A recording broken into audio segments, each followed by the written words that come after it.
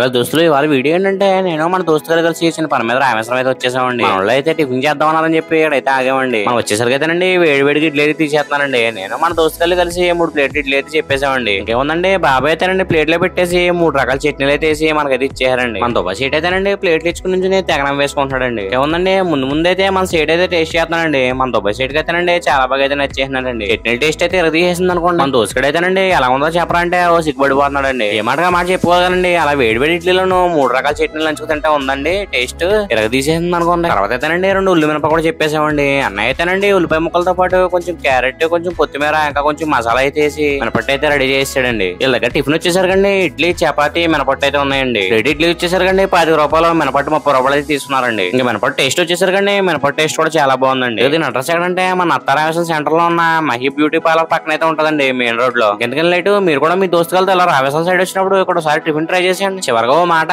Subscribe చేయొచ్చు కదా.